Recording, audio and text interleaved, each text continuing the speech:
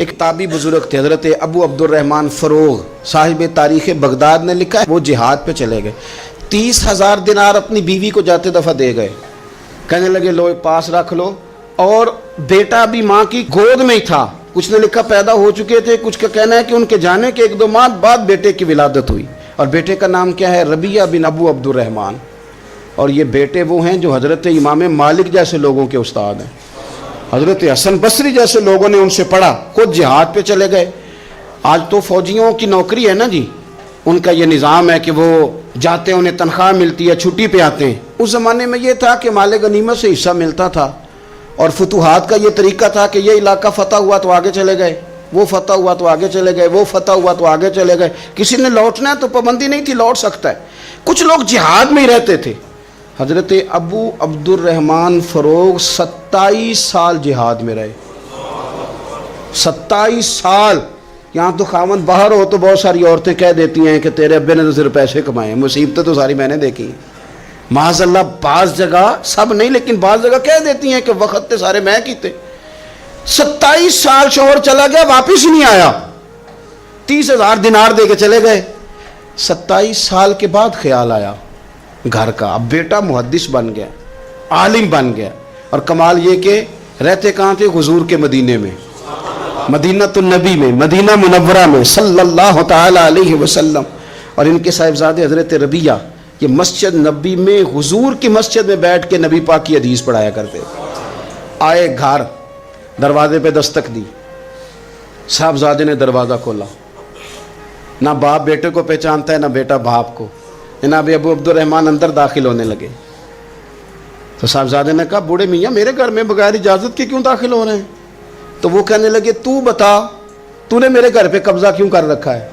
اب جب بات زیادہ بڑھ گئی تو دونوں جانب سے لوگ جمع ہو گئے، شور اٹھا تو اندر سے والدہ نے سنا، پردہ سرکا کے دیکھا کہ میرے شوہر آ گئے 27 سال کے بعد، 27 سال کے بعد۔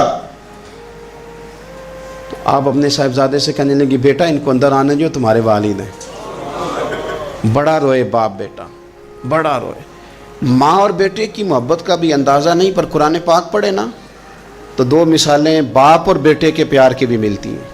ایک حضرت یعقوب علیہ السلام کا جناب یوسف سے پیار، اور ایک حضرت ابراہیم کا حضرت اسماعیل سے پیار، اور جناب اسماعیل کی جناب ابراہیم کی فرما برداری کی مثال، اس کا بھی جواب کوئی نہیں۔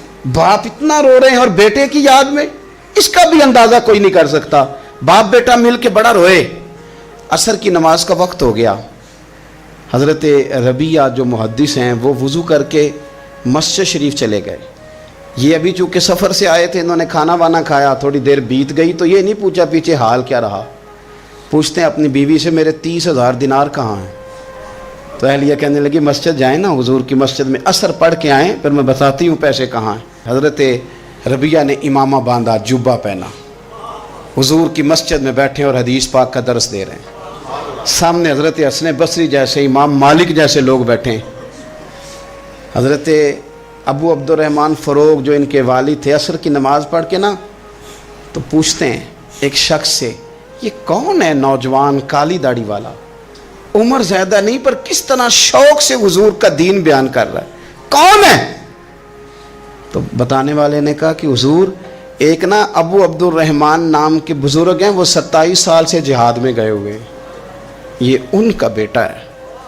یہ سنا کہ میرا پتر اتنا بڑا عالم، چھم چھم آنسو بہے، داڑھی بھر گئی آنسو، حضور کی مسجد میں تشکر کے آنسو، خوب روئے، خوب روئے۔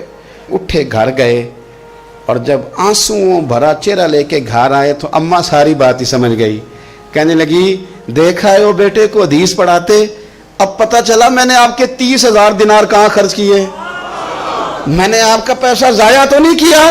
تو حضرت ابو عبدالرحمن فروغ فرمانے لگے رب تجھے صلہ دے اور میری طرف سے بھی دے، تو نے تو کمال کر دیا ہے۔ حدیث تیرا بیٹا پڑھا رہا تھا اور قد میرا اونچا ہوتا جا رہا تھا، سبق تیرا بیٹا دے رہا تھا اور یوں لگ رہا تھا کہ درجے میرے بلند ہو رہے ہیں۔ ہمارے ہاں نا امیر کا تو ویسے دل کرتا ہے کہ وہ امیر لوگوں کے ساتھ دوستی رکھے، ان کے تو ویسے ہی بڑے مسئلے ہیں بیچاروں کے، انہوں نے اپنے کام نکلوانے ہوتے ہیں، تاجروں کو کچھ سیاستدانوں سے ربط رکھنا پڑتا ہے، بڑے بڑے مسئلے ہیں، بڑے بڑے مسائل ہیں، बड़े बड़े लोगों से लोगों ने राब्ते रखे होते हैं कि दुनिया में अगर कोई काम पड़ गया, कोई मुश्किल आ गई तो हम ज़रा फटाफट उनसे बात कर लेंगे। ये तो मामला अपनी जगह पे कायम है कि ताजर ने, सियासतदान ने, बड़े लोगों ने बड़े लोगों से रब्त बनाए। लेकिन अब कमज़ोरी इस तरह की आती जा रही है कि गरीब भी गरीब से दोस्ती नहीं करता। गरीब भी ढूंढता फिरता है कि कोई अमीर आदमी मिले, कोई तगड़ा आदमी मिले। वो भी मिन्नत करके फ़ोटो खिंचवाएगा तो खिंचवाएगा किसी रईस के साथ। गरीब भी पसंद नहीं करते कि हम गुरबा के साथ प्यार करें। हमारे दाएं बाएं बहुत सारे ऐसे लोग होते हैं जो कमज़ोर होते हैं, और मैंने देखा है कि ज़िंदगी में तो खैर करना दूर की बात है, जनाजे तक में लोग नहीं जाते। उसमें भी देखते हैं कि कोई अमीर आदमी हो तो फिर ज़रा दौड़ के, कोई सियासी कद काठ वाला हो तो सारे आगे बढ़ बढ़ के चेहरे दिखाते हैं। उसके बच्चों से मिलते हैं कि साहब मैं आया हुआ हूँ, मेरा ज़रा ख्याल करो, मैं पहुँच गया हूँ। वो ख्याल करते हैं कि हम पहुँच जाएं, हमारी शिरकत जो है वो शुमार कर ली जाए। तो मेरे अजीज, अक्सरियत हमने ये देखा है कि गरीब की तो नमाज जनाजा का मसला आ जाए ना गरीब की, तो जो कि सादा आदमी है, कोई सियासी समाजी काट काट तो जनाजे तक लोग ख्याल नहीं करते। हालांकि मेरे नबी पाक अलैहिस्सलाम ने तो फरमाया जनाजा एक मुसलमान का दूसरे मुसलमान पर हक है। इसमें कोई आपका समाजी राब्ता होना ज़रूरी नहीं, कोई सियासी कद काठ होना ज़रूरी नहीं। ये तो एक मुसलमान का दूसरे मुसलमान पर हक है, और हक अच्छे तरीके से अदा करने की कोशिश करना चाहिए। हदीस पाक सुनी, हज़रत अबू उमामा बिन सहल बिन हुनैफ रदी अल्लाह ताला अन्हु हदीस के रावी हैं। इस हदीस को इमाम निसाई रहमतुल्लाह ताला अलैह ने नकल किया है। इरशाद फरमाते हैं कि अतराफ़ मदीना के गाँव में से एक औरत बीमार हो गई। मदीने के इर्द गिर्द गाँव थे, उनमें से एक औरत बीमार हो गई, बड़ी मुफलिस थी, गरीब औरत थी। नबी पाक सल्लल्लाहु अलैहि वसल्लम ना अक्सर उसके बारे में दरियाफ्त करते कि बताओ उस बूढ़ी अम्मा का क्या हाल है। हमारे यहाँ भी खबरें आती हैं अखबारों में, पूछा जाता है, लेकिन कब? जब किसी बड़े आदमी को खांसी भी लग जाए, फलां साहब को ज़ुकाम हो गया और उनको फौरी तौर पर फलां जगह मुंतकिल कर दिया गया और सियासी और समाजी सरगर्मियाँ उन्होंने मुअत्तल कर दी, तो ये खबर सब जगह ब्रेक होती, इसको फौरी तौर पर आगे बढ़ाने की कोशिश की जाती। एक गरीब औरत है, मदीने की नहीं, मदीने के अतराफ में जो गांव है उन गांवों के रहने वाली है, और उसके नसीब देखो, उसका मुकद्दर देखो।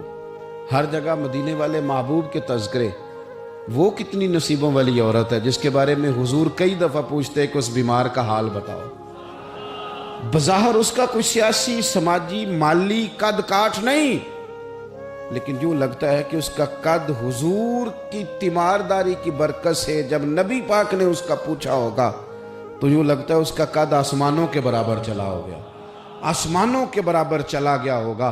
रसूल करीम अलैहिस्सलाम बार बार पूछते, और जब उसके ज़्यादा बीमार होने की खबर आई तो हुजूर ने फरमाया अगर विसाल हो गया तो मुझे खबर करना। सहाबाए किराम फरमाते हैं रात को विसाल हुआ, रात के वक्त ही गुस्ल कफन करके उसे मदीना शरीफ लाया गया। लेकिन जब मालूमात की गई तो हुजूर बज़ाहिर आराम फरमाए, हुजूर आराम कर रहे हैं। सहाबा ने मुनासिब नहीं समझा कि नबी पाक अलैहिस्सलाम को तकलीफ़ दी जाए, सरवरे कायनात सल्लल्लाहु अलैहि वसल्लम को जगाना मुनासिब ना समझा। लोगों ने नमाज जनाजा पढ़ा, उसको दफन कर दिया। हुजूर ने सुबह पूछा मुझे खबर क्यों नहीं दी? बड़े जनाजे होके गुजर गए, बड़े लोग थे जो चले गए, लेकिन ये कितनी नसीबों वाली है कि हुजूर ने फरमाया मुझे बताया क्यों नहीं? अब मुझे बताओ। ओ यारो जरा गौर करना, सारी दुनिया गुंबद खजरा पर, सारी दुनिया हुजूर की बारगाह में सलामी देने, और मेरे नबी करीम सल्लल्लाहु अलैहि वसल्लम ने क्या फरमाया? फरमाया मुझे बताते नहीं उसकी कब्र कहाँ है। यानी हुजूर कब्र का पता पूछे महबूब। हुजूर तो वैसे किसी जगह करीब से गुजर जाए ना तो आला हज़रत फाज़िल बरेलवी फरमाते हैं वो जिस सिमत आ गए हैं कूचे बसा दिए हैं, वो तो इलाका वैसे ही महक जाता है, बस जाता है। हुजूर कब्र कहाँ है? इसका कुछ सियासी कद काठ है, ये को बहुत बड़े कबीले की है।